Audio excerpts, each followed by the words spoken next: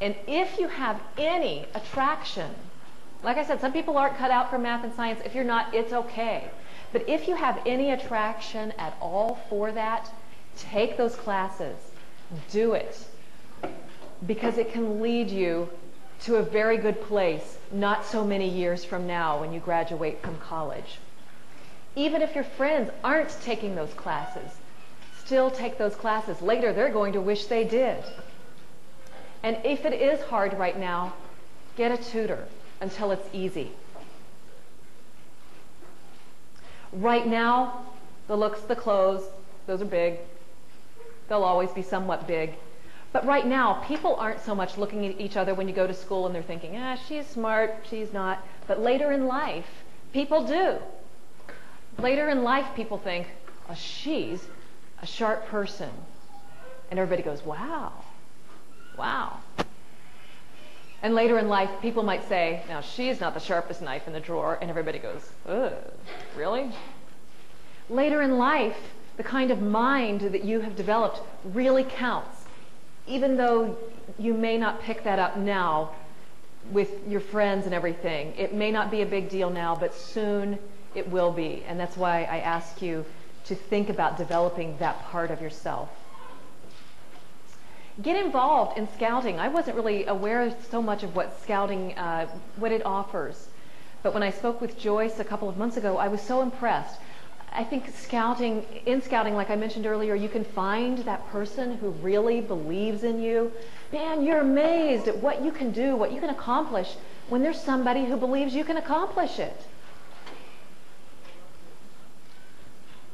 And Joyce was telling me that she had read this book about somebody who had gone around and just interviewed a bunch of women who have been very successful. And do you remember what percentage of them?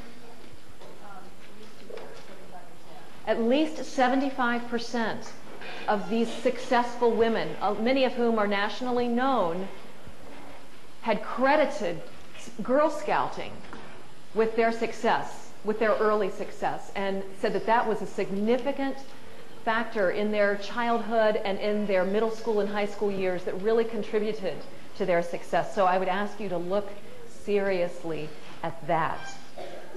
When you're in high school, when you're in college, try to do some internships that can get you into some good places.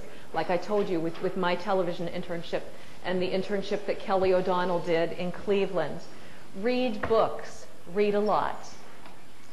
And plan your life as if the prince ain't coming, because he probably won't. Plan your life as if you are going to have to rely on yourself totally, because in the end, you are the only person that you can rely on. And while you're doing all that, have fun and be a kid. What type of courses did I have to take to be a news person?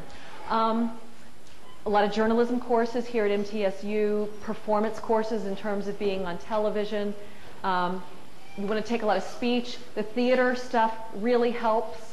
If you're interested in a television career at all, the more you can be up in front of people making speeches like this, great. The more you can do some theater, great.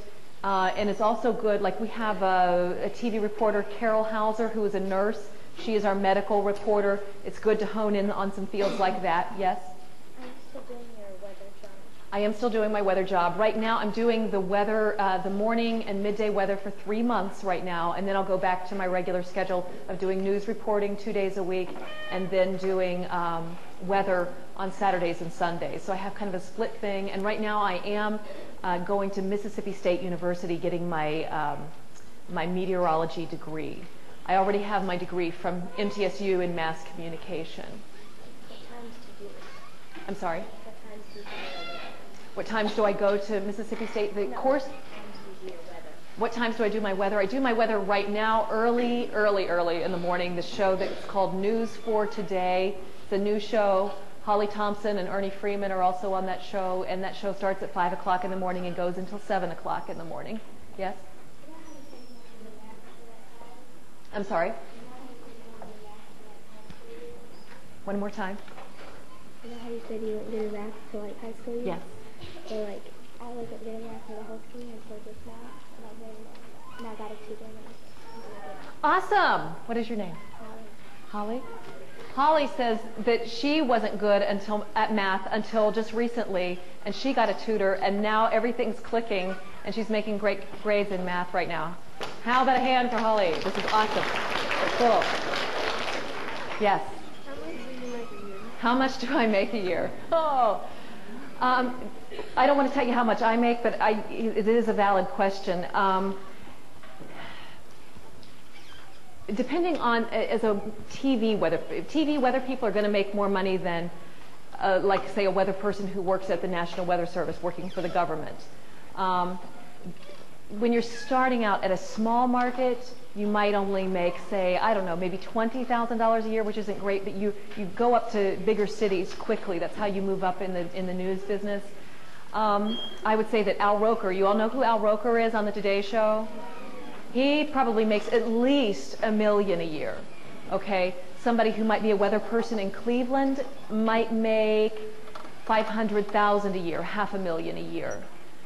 A prime weather person in Nashville, the person with the most ratings, might make $500,000, no, not $500,000, but $250,000 in a year. I don't make that. I'm not getting rich, but I'm comfortable right now. I'd like to be more comfortable. Yes, hon. What would you suggest would be The best courses to take in college? To take in college? If you're interested in math and science, or if for anything? The classes that you take in college will depend a lot on what specific field you choose. I would tell you this. The classes that you take in college are kind of almost preset for you, because there's a certain number of classes you have to take that are just general. You have to take them. And then there are classes that you have to take in order to graduate that are related to the specific career or the major you've chosen. But I would say, as much as you can get involved in outside activities in college, do so. Like here at MTSU, we had a student station. I got very involved in that student station, and that has a lot to do, that was totally volunteer. I didn't have to.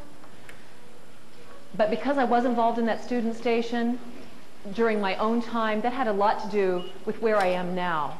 And so taking that extra effort, getting involved in things beyond the classes you have to take when you're in college and when you're in high school and even now, is a great thing. Yes. I'm sorry. I think I'm being told that I'm out of time. Am I? We have so many questions. We appreciate all of the questions that you have. Yes, yes. And it's been great. Let's thank Nancy for all of her wonderful words. Thank you. Thanks. Appreciate it. And these young ladies would like to present you with a token of our appreciation. Thank you so much. What is this?